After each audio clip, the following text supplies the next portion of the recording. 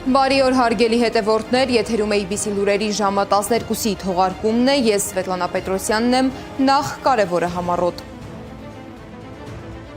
Հղի կնոջ աչքի առաջ բերման ենթարկված բլոգերը կալանավորվել է, ինչ մեղադրանք է առաջադրվել Արտակ Ավետիսյանին։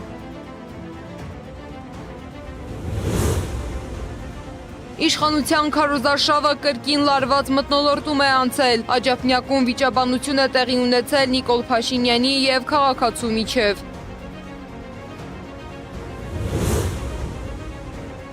Նախընտրական գործընթացներում նոր փոփոխություններ կան, կենտրոնական ընտրական հանձնաժողովը ուժը կորցրած է ճանաչել 46 թեկնածուի գրանցումը։ Բաքվում պահվող հայ գերիների թեման շարունակում է անհանգստացնել հասարակությանը, ինչ են պահանջում հայ գերիները։ Քանդված եկեղեցիներ, անհետացած խաչքարեր ու ձևափոխված պատմություն, ինչ պատկեր է Բաքվում փորձում ներկայացնել աշխարհին։ Աշխարհի ուշադրության կենտրոնում պեկինյան հանդիպումն է, ինչ են քննարկել Սին Ցինփինն ու Դոնալդ Թրամփը։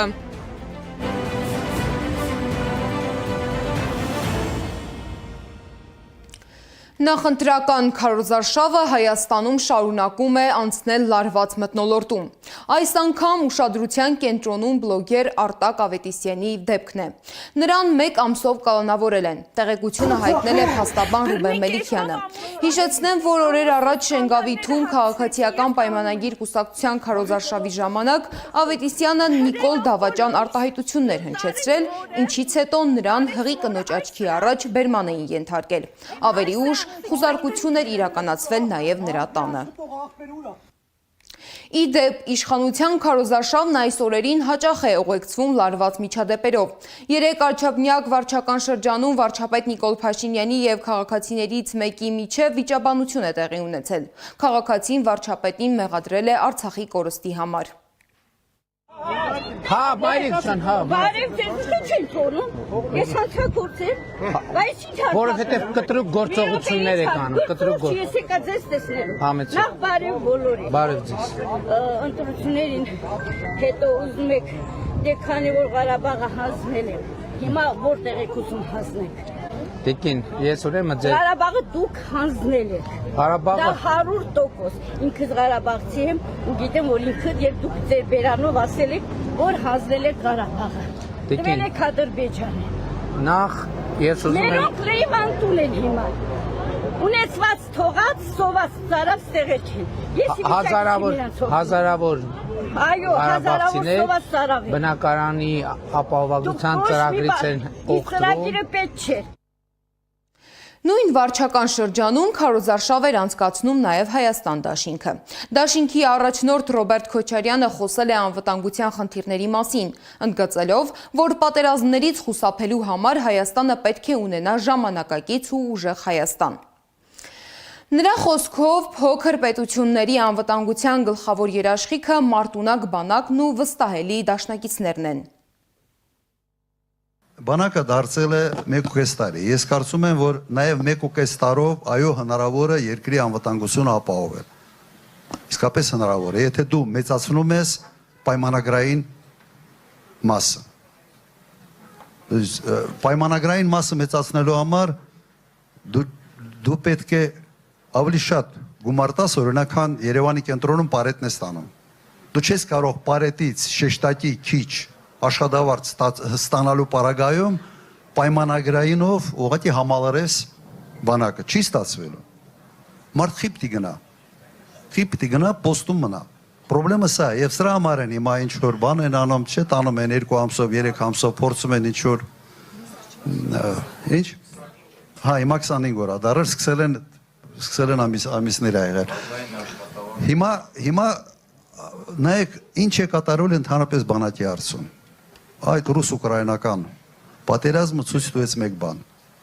Հիմա քանակով չեն կռվում արդեն։ Քանակով չեն կռվում։ Բանակի բնույթը, ռազմական գործողությունների բնույթը էապես փոխվել է։ Էապես առաջի գծում ընդհանրապես համարյա մարդ չեն պահում։ Ավելի շատ sense նայելու համար, ինչ որ բան նկատելու, չնկատելու համար։ Հիմա սա փոքր երկրի համար, փոքր բնակչությամբ լավ լուր է, թե վատ լուր է։ Լավ լուր է։ Ուրեմն ասիմետրիկ հնարավորություններ կա երկրի անվտանգությունը ապահովելու, որի համար չի պահանջվելու սենց հսկայական մեծ ծավալների մարդիկ եւ հսկայական մեծ ծավալների սենց են տրադիցիոն զենքերը, զինատեսակները։ Շատ է ամեն ինչ փոխվել եւ այդ տեսանկյունից մենք իսկապես կարող ենք ունենալ ժամանակակից մարտոնակ բանակ, որը ի վիճակի է զսպել Ադրբեջանին։ Իսկ նույն հանդիպման ընթացքում ավելի կոշտ հայտարարություններով է հանդես եկել Իշխան Սաղաթելյանը։ Գործող իշխանությունը, գլխավոր հոգեկան հիվանդը, ընտրարշավի փոխարեն նոպաները սկսվել է եւ հայախառն ելույթներ, մարդկանց ընտանիքներին թիրախավորել, համատարած հիստերիա։ Հիմա հարց, ինչի է կրկին ընկել հիստերիայի մեջ, որն այս ամեն ինչի պատճառը։ Պատճառը հետեւյալն է։ Դուք տեսնում եք Երևանում ընտրարշավի մեջը ամեն ծառ եւ թփի տակ որևէ Հայաստանի Հանրապետության քաղաքացի, եթե հասանելիություն ունենում է իրեն մոտենալու, հանդիպելով փոխանցում է հետեւյալը, որ դու հայրենիք հանձնած, Արցախ ծախած 5000 մարդու զոհվելու պատճառ դարձած մեկն ես եւ վերարտադրվում ես, որ ինչ անես, հիմա ինչը հանձնես։ Եվ ես ողջունում եմ բոլոր այդ քաղաքացիներին եւ դա պետք է շարունակվի ու իրեն ամեն պատի տակ պետք է հիշեցնել, որ ինքը դավաճանա, վերարտադրվում է, որ կատարի Ալիևի արչև ստանձնած իր նոր խոստումները։ Դուք ստեղ գալուց առաջ տեսակ ժողովուրդ։ Այսօր Չարիկը Աջափնյակի տարածքում էր եւ ամեն մի խաչմերուկում ոստիկանություն էր կանգնած։ Ամեն մի պատի տակ, ծառի տակ շարված են։ Այդ անընդհատ որ խոսում է ժողովրդավարությունից, այդքան զորքերով փորձում է ամեն ինչ անել, որ իրեն հասանելիություն ունենան միայն իր կողմնակիցները, միևնույնն է չի ստացվում եւ շարունակ պետք է հիշեցվել։ Այս մարդու հիստերիայի պատճառը դա է, ինքը հասկանում է, որ իշխանությունը կորցնելու է, հետեւաբար շատ ըմբռնումով մոտեցեք։ Մենք չենք հայոյելու։ Աշխարհի բոլոր հայոյանքները իրեն իր արածի դիմաց բավարար չեն։ Քարոզարշավին ակտիվ մասնակցում է նաև Բարգավաճ Հայաստան կուսակցությունը։ Գագիկ Ծառուկյանի գլխավորած թիմը Տավուշի մարզում էր։ Բնակիչների հետ հանդիպման ժամանակ Ծառուկյանը հայտարարել է, որ սահմանին 18-ամյա երիտասարդների փոխարեն պետք է ծառայեն պայմանագրային զինծառայողները, քանի որ նրանք ավելի փորձառու են ու պատրաստված։ 18 տարեկան երեխաներին սահմանի վրա ուղարկել չի կարելի։ Դե մենք ենք առաջ։ Դուք եք անում, դրա համար ձեզ ասենք, դե պետք է նորմալ աշխատավար, դե ես գիտեի, ասում են բարձրացել են գումարները, մեծ գումարներ են տալի։ Գումարներ պետք է տան հիմնական պայմանագրային ծառայողներին, որը փորձ ունի, պատերազմին մասնակից է, նա ասենք թե պրակտիկա ունի, կարող է լիարժեք պայքարել, կռվել, ոչ թե 18 տարեկան անմեղ երեխաների սահմանները, որ զենք բռնել չգիտի ոնց պաշտպանի, որ դա բոլորի սիրտը պետք է ցավա։ Ավելի լավ 10,000 պայմանագրային ծառայող լինի, քան թե 30-40,000 անփորձ երիտասարդ, որ դա իրոք մարդու սիրտը պետք է ցավա։ Ես դեմ չեմ, սարքել են տարուկես, կարան սարքեն 3 ամիս, որտեղ նրանք սահման պահող չեն, այլ նրանք կարողանան սովորել, կրթվել, պարապել։ Մինչ քաղաքական ուժերը շարունակում են հանդիպումները քաղաքացիների հետ, կենտրոնական ընտրական հանձնաժողովում քննարկվում են թեկնածուների գրանցումների հարցերը։ ԿԸՀ-ն մայիսի 14-ին արտահերթ նիստում ուժը կորցրած է ճանաչել падգամավորի 46 թեկնածուի գրանցում։ Հանձնաժողովից հայտնում են, որ թեկնածուների մի մասը ինքնաբացարկի դիմումները ներկայացրել են նոտարական վավերացմամբ, մյուսները անձամբ մասնակցելով նիստին։ Մի դիմում, սակայն, մերժվել է սահմանված ընթացակարգը չպահելու պատճառով։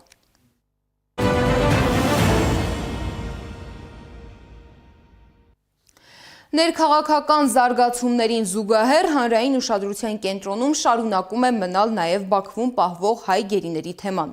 Գերիների թեման 3 նոր զարգացում ստացավ նաև Բաքվի բանտից հնչած հերթական ահազանգով։ Արցախի նախկին արտգործնախարար Դավիթ Բաբայանը հայտարարել է, որ իր հիմնարար իրավունքները խախտվում են։ Նման դիմումներով օրեր առաջ Հայաստանի մարդու իրավունքների պաշտպանին դիմել էին նաև Ռուբեն Վարդանյանն ու Դավիթ Իշխանյանը։ Ինչ են պահանջում հայ գերիները, ինչու են դիմում Հայաստանի մարդու իրավունքների պաշտպանին և հնարավոր է արդյոք միջազգային ճնշման փոխել վիճակը, Անի Աբաղյանի ռեպորտաժում։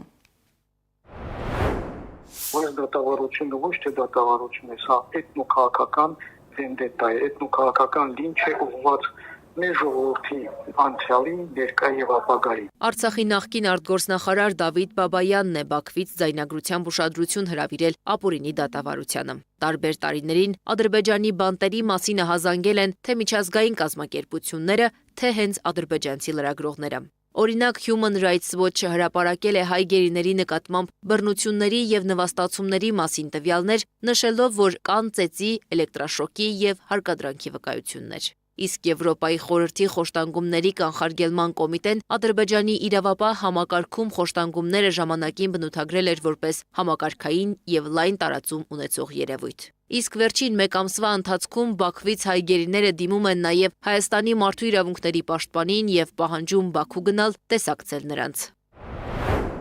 Կծանոթանա թե ինչպես է ընթացել, ինչ լուրջ եւ կոպտագույն խախտումներով ընթացել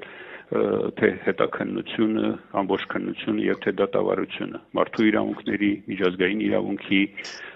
միջազգային նորմերի, այդ թվում նաեւ Ադրբեջանի Հանրապետության քրեական օրենսգրքի ընթացակարգի կոպտագույն խախտումներով։ Տարածված ձայնագրություններից ակնհայտ է դառնում, որ Ադրբեջանի մարդու իրավունքների պաշտպանն ակտիվացել ու այցելել է հայ գերիներին։ Սիրանուշ Սահակյանն ուշադրություն է հրավիրում այն փաստի վրա, որ գերիները բազմաթիվ խնդիրներ են ունեցել եւ պահանջել են պետական միջամտություն։ Սակայն Ադրբեջանի մարդու իրավունքների պաշտպանը միշտ անտեսել է այդ խնդիրները։ Այս կառույցի տիրույթում է օրինակ գերիներին ապօրինի դատավճիռները թարգմանությամբ նրանց կամ նրանց ընտանիքներին չտրամադրելու հարցը կարգավորելը։ Անկախ փաստաբանների հետ հանդիպումներ չեն լինում եւ այս խնդրի կարգավորումը եւս Ադրբեջանի մարդու իրավունքների պաշտպանի տիրույթում է։ Ինձ համար առնվազն կասկածելի է, թե ինչու ադրբեջանական ՄԻՊ-ը ինքնուրույն չի լուծում այն հարցերը, որը բացառապես գտնվում է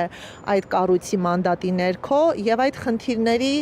լուծմանը ներ է գրավում Հայաստանի Հանրապետության մարդու իրավունքների պաշտպանին, որը ցավոք սրտի Ադրբեջանում որևէ իշխանություն, իրավասություն, լիազորություն չունի։ Հայաստանի մարդու իրավունքների պաշտպանն Ադրբեջանում ունի նույնքան իրավունք եւ հնարավորություն, որքան արտասահմանցի զբոսաշրջիկը։ Նա չի կարող մանդատի ուժով հանձնառել մարդու իրավունքների պաշտպանությունը։ Բայց Հայաստանի մարդու իրավունքների պաշտպանն ունի փարիզյան անկախության չափանիշներին համապատասխան որակավորում եւ կարող է ակտիվ ներգրավվածություն ունենալ միջազգային հարթակներում բարձրացնելով Բաքվում պահվող գերիների հարցը։ Մինչդեռ նա անգամ Հայաստանի ներսում գերիների հարազատների հետ պատշաճ շփումներ չի ունենում, վկայում են գերիների հարազատները։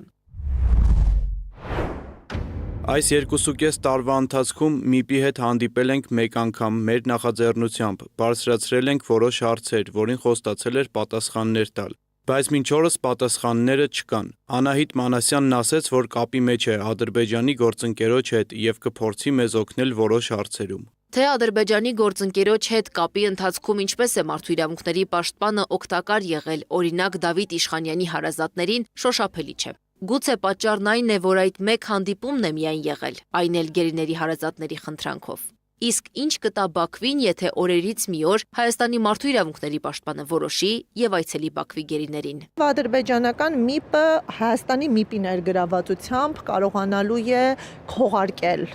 այդ խոշտանգումները եւ ինչու ոչ լեգիտիմացնել այսպես կոչված միջազգային ստանդարտներին համապատասխանող պայմաններ հայ բանտարկյալների համար։ Եվ երկրորդը իմ գնահատմամբ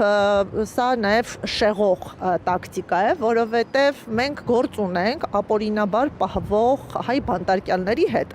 որոնց իրավունքի խախտման վերացումը ենթադրում է նրանց ազատ արձակում։ Եվ եթե նրանք ազատ արձակված չեն,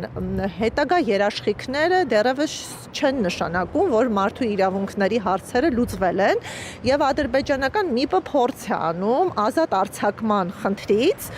ծառաբեռնվածությունը տեղափոխել նրանց պայմանների ապահովման խնդրին։ Գերիների պահման պայմանների հարցը կարևոր է, նրանց ընտանիքների հանդիպումները ևս։ Բայց այս խնդիրներն առաջացել են, որովհետև Բաքուն ապօրինաբար պահում է հայ գերիներին եւ տարիներ շարունակ չի վերադարձնում։ Ադրբեջանական մարդու իրավունքների պաշտպանի հովանավորությամբ նոր իրողության շուրջ ադապտացման քաղաքականություն է սկսել Բաքուն։ Հայ գերիներին, նրանց ընտանիքի անդամներին ու հայ հասարակությանը փորձում են համոզել, թե գերիները իբր պատիժ են կրում Ադրբեջանում եւ տարբեր այցելություններով նրանց թույլ է տրվում օգտվել իրավունքներից։ Մինչդեռ այսպիսով հեռացնում են ամենամեծ ու հրատապ ազատ արձակման խնդրից։ Սիրանուշ Սահակյանն ընդգծում է, եթե Ադրբեջանը հարգում է մարդու իրավունքները, մարդասիրական նորմերը, ապա պետք է անհապաղ ազատ արձակի բոլոր հայ գերիներին, այդ թվում ռազմաքաղաքական ղեկավարներին։ Անի Աբաղյան, Տարոն Ղանդիլյան, Աշոտ Բարբարյան, ABC Media։ Բայց Բաքվի քաղաքականությունը միայն հայ գերիների իրավունքների խախտումներով չի սահմանափակվում։ Օկուպացված Արցախում շարունակվում է նաև հայկական մշակութային և հոգևոր ժառանգության հետևողական ոչնչացումը։ Քանդված եկեղեցիներ, պղծված գերեզմաններ, անհետացած խաչքարեր ու ձևափոխված պատմություն։ Մասնագետները սա որակում են որպես մշակութային ցեղասպանություն։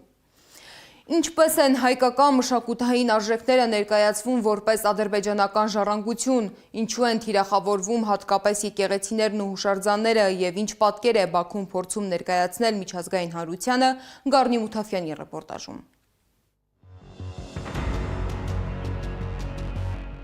Քանդված, պղծված եկեղեցիներ, խաչքարեր, կոթողներ ու գերեզմաններ։ Այս քաղաքականությունն է որդեգրել Ադրբեջանը օկուպացված Արցախում։ Կրոնական հետքի ջնջում, պատմական ներկայության վերաձևում, մշակութային յուրացում, քաղաքային հիշողության ոչնչացում։ Սա էլ վերջնական նպատակն է։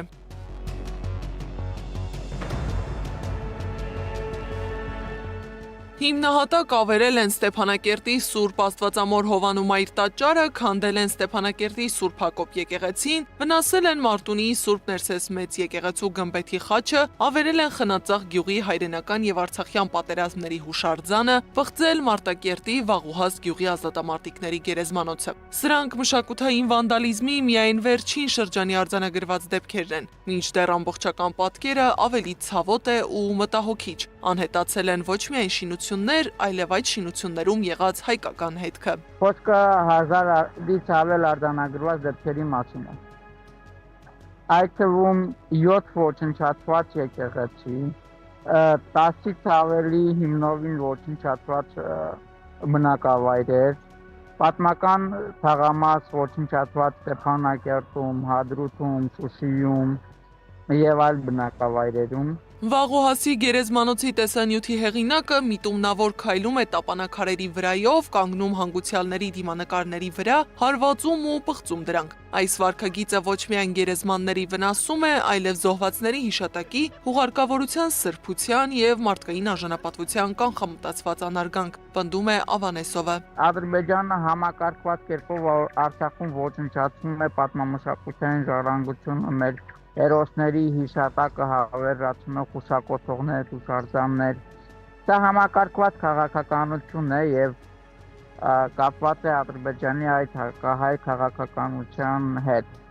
որի նպատակը տարածաշրջանի ամբողջ հայկական մշակութային ժառանգության ոչնչացումն է։ Սակայն Բաքուն Արցախի հայկական ժառանգության խեղաթյուրումը ներկայացնում է որպես օրինական գործողություն։ Շուշիում օրեր առաջ զբոսաշրջային երթուղիներով շրջում էին օտարերկրյա դիվանագետներ, լսում այսպես կոչված վերականգնման մասին պատմություններ եւ տեսնում մի իրականություն, որտեղ հայկական հետքը փորձում են ներկայացնել արդեն այլ անունով։ Ադրբեջանում հավատարմագրված դիվանագիտական կորպուսի ներկայացուցիչները ավելի քան 150 դեսպաններ, դիվանագետներ, ռազմական կցորդներ եւ այլ ներկայացուցիչներ 62 երկրներից եւ միջազգային կազմակերպություններից այցելել են Արցախի տարբեր հայկական մշակութային վայրեր եւ թանգարաններ, ականատես լինելով դրանց ադրբեջանականացման ակտիվ գործընթացներին։ Օրինակ Շուշիի գորգերի թանգարանում դիվանագետներին ցույց են տվել հայկական արծվագորգերը եւ վիշապագորգերը ադրբեջանականի անվան տակ։ Դիվանագետները ծանոթացել են նոր մզկիթի նախագծին՝ Յենի Շուշա, հայերեն Նոր Շուշի մզկիթում, որի հիմքը դրվել էր 2021 թվականին։ Սա Ադրբեջանի մշակութային քաղաքականության առանձին ուղղություն է, երբ հայկական տարածքներում մշակութային ոչնչացված հուշարձանների տեղում կառուցվում են մզկիթներ եւ իսլամացվում քրիստոնեական երբեմնի հայկական լանդշաֆտը։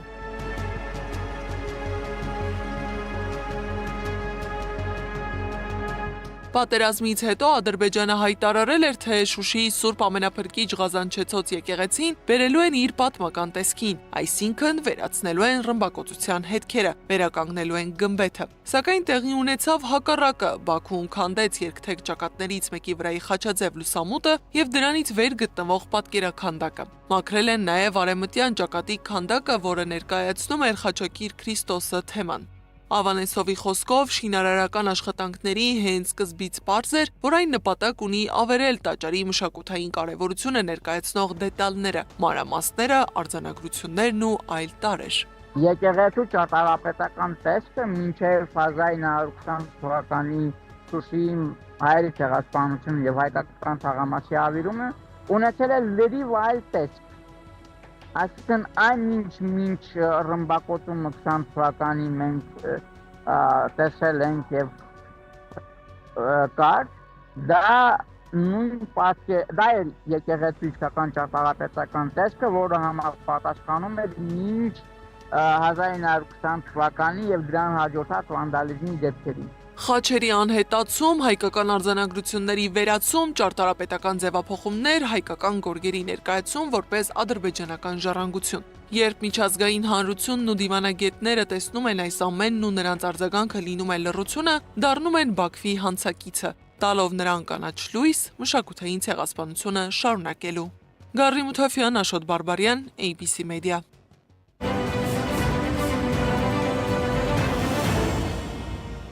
Միջազգային զարգացումների մասին։ Աշխարհի ուշադրությունը սևեռված է Պեկինում կայացած կարևոր հանդիպմանը։ Չինաստանի նախագահ Սին Ցзինփինը եւ ԱՄՆ նախագահ Դոնալդ Թրամփը քննարկել են Հորմուզի նեղուցի անվտանգությունն ու տարածաշրջանային զարգացումները։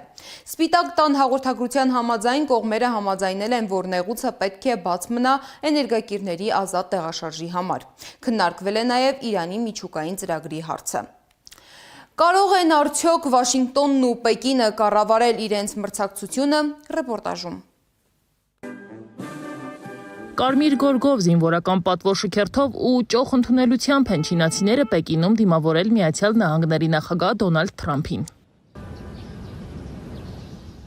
Չինաստանի նախագահ Սին Ցзինփինն անձամբ է ընդունել ամերիկացի առաջնորդին, ընդգծելով այցի կարևորությունն ու աշխարհի երկու խոշոր գերտերությունների միջև սպասվող բանակցությունների կշիռը։ Թրամփը վայրեջքից հետո տեղավորվել է Պեկինի Four Seasons հյուրանոցում, որը գտնվում է Միացյալ Նահանգների դեսպանատան հարևանությամբ։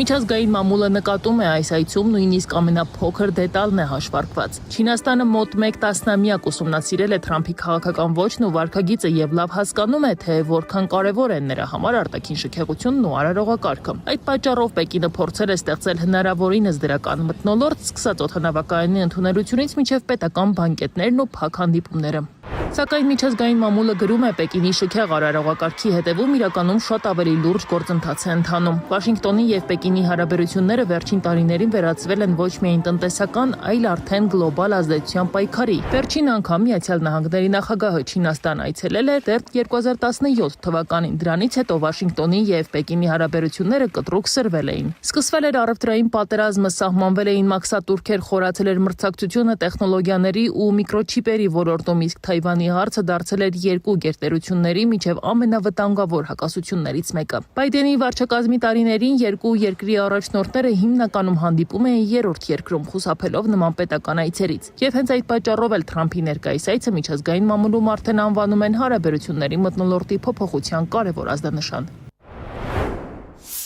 Կարծում եմ ավելի շուտ ինչ-որ հարցերում պայմանավորվելու փորձ է, քան ընդհանուր առմամբ հարաբերությունները երկարատև եւ կայուն ինչ-որ ռեժիմի բերելու։ որովհետև հասկանալի է, որ ավելի երկարատև ռեժիմի առնչությամբ հարցերը շատ ավելին են, բարդ են, պայմանավորված են լայն աշխարհաքաղաքական, այսպես ասենք, խաղատախտակի վրա ամենատարբեր հարցերով։ Թվացial ջերմության ու ժպիտների տակ իրական մրցակցությունը ոչ միտեղ չի անհետացել։ Արևմտյան փորձագետների խոսքով Վաշինգտոնն ու Պեկինը պարզապես փորձում են հարաբերությունները պահել վերահսկելի սահմաններում, թույլ չտալով, որ տնտեսական ու քաղաքական հակասությունները վերածվեն բաց բախման։ Միջազգային փորձագիտական կենտրոնները նշում են, որ Թրամփն ու Սի Ցզինփինը բանակցությունների եկել են տարբեր հաշվարկներով։ Թրամփին պետք են արագ եւ ցուցադրական արդյունքներ շուկաները հանգստացնելու եւ տնտեսական ճնշումները մեղմելու համար։ Իսկ Պեկինը փորձում է աշխարհին ցույց տալ, որ Չինաստանն արդեն ոչ թե պարզապես արտադրական կենտրոն է, այլ գլոբալ ուժ, որի հետ Միացյալ Նահանգները ստիպված է խոսել հավասարի դիրքերից։ Արևմտյան մամուլը նաև նկատում է, որ այս անգամ Չինաստանը իրեն բավական վստահ է զգում։ Մինչև Միացյալ Նահանգները միաժամանակ ներգրաված է մի քանի միջազգային ճգնաժամերում, Ուկրաինայից մինչև Մերձավոր Արևելք, Պեկինը փորձում է ընդլայնել իր տնտեսական ու քաղաքական ազդեցությունը, ներկայանալով որպես ավելի կայուն եւ կանխատեսելի գերտերություն։ Վերլուծաբանները գրում են, այսօր աշխարհն արդեն մտել է նոր փուլ, որտեղ տնտեսությունը, անվտանգությունն ու տեխնոլոգիաները այլևս հնարավոր չէ տարանջատել։ Թայվանի հարցը քննարկվում է նույն հարթության վրա, ինչ միկրոչիպերի արտադրությունը, արհեստական բանականությունը կամ էներգետիկ շուկաները։ Չեմ կարծում, թե օրինակ Չինաստանը կարող է գնալ ավելի երկարաժամկետ համաձայնությունների այն պարագայում, երբ հարց է, թե Թրամփը ինչպիսի վիճակում է լինելու կոնգրեսի միջանկյալ ընտրությունից հետո։ Եվ այս տեսանկյունից հակված եմ դրա համար մտածել, որ կլինեն պարզապես ընթացիկ համաձայնություններ։ Հենց այդ պատճառով էլ փորձագետների մեծ մասը չի սպասում մեծ համաձայնությունների կամ հարաբերությունների կտրուկ ջերմացման։ Ըստ միջազգային մամուլի հանդիպման գլխավոր նպատակը ոչ թե մրցակցությունը դադարեցնելն է, այլ այն վերահսկելի պահելը, կանխելով բաց տնտեսական կամ ռազմական բախումը աշխարհի երկու գլխավոր գերտերությունների միջև։ Եվ այս ամենի ֆոնին Պեկինում հնչած Դոնալդ Թրամփի հայտարարությունը ձեռք է բերում առանձնահատուկ քաղաքական ենթատեքստ։ Նա նշել է, որ կցանկանար բաժակ բարձրացնել եւ կենաց ասել ամերիկացի եւ չինացի ժողովուրդների միջև հարուստ եւ ամուր կապերի համար, ընդգծելով, որ դրանք շատ յուրահատուկ հարաբերություններ են։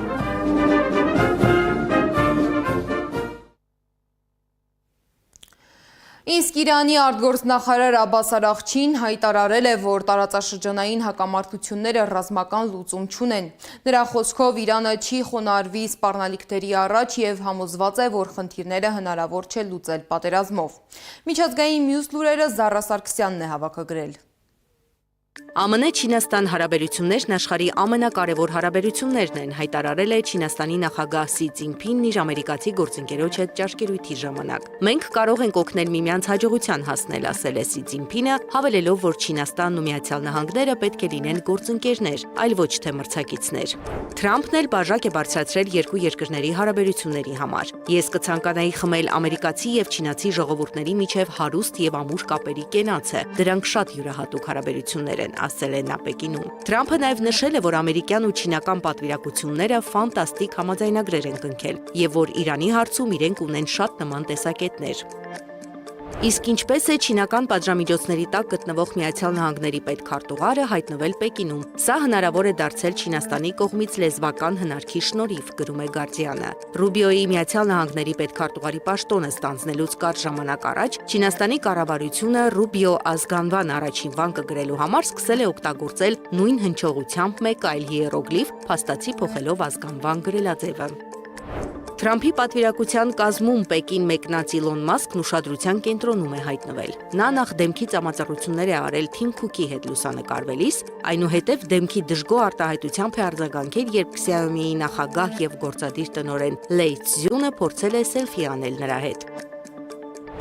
Իրանի դիրքորոշումը թշնամու նավերի նկատմամբ չի փոխվել եւ այդ նավերին թույլ չի տրվի անցնել Հորմուզի նեղուցով, հայտարարել է Իրանի Իսլամական հեղափոխության պահապանների կորպուսի ռազմածովային ուժերի խոսնակը։ Իսրայելի պաշտպանության նախարար Իսրայել Կացն էլ հայտարարել է, որ Իրանի դեմ գործողությունը դեռևս չի ավարտվել։ Մեր առաքելությունը դեռ չի ավարտվել, հայտարարել է նա։ Կիևում մայիսի 15-ը հայտարարվել է սգոր ի հիշատակ Ռուսաստանի լայնածավալ հարձակման զոհերի։ Դարնիցկի շրջանում բնակելի շենքին հասցված հարվածի հետևանքով զոհվել է 7 մարդ։ Փլատակների մաքրման եւ որոնողափրկարարական աշխատանքների ժամանակ զոհերի թիվը կարող է ավելանալ։ Ուկրաինական ԱԹՍ-ներն էլ հարվածել են Ռյազան քաղաքին։ 3 մարդ զոհվել է, 12-ը վիրավորվել։ Հարվածներ են հասցվել նավթավերամշակման գործարանին ու բնակելի շենքերին։ Ուկրաինական բանակն այս պահին ամենաուժեղն է Եվրոպայում, հայտարարել է Միացյալ Նահանգների պետքարտուղար Մարկո Ռուբիոն։ Եվ վերջում Հնդկաստանում ուժգին քամին տղամարդուն 50 մետր օդ է բարձրացրել։ Նա ողջ է մնացել։ Զարա Սարգսյան, Անդրանիկ Մանսուրյան, ABC Media։ Այս ժամի համար նախատեսել էինք այսքանը, շարունակեք հետևել մեզ սոցիալական բոլոր ցանցերում կամ այցելեք մեր պաշտոնական կայք 3w.abcmedia.am։ Շնորհակալություն, որ մեզ հետ էիք։ ABC լուրերի հաջորդ թողարկումը ժամը 15-ին է, տաղավարում կաշխատի Գարնի Մութաֆյանը։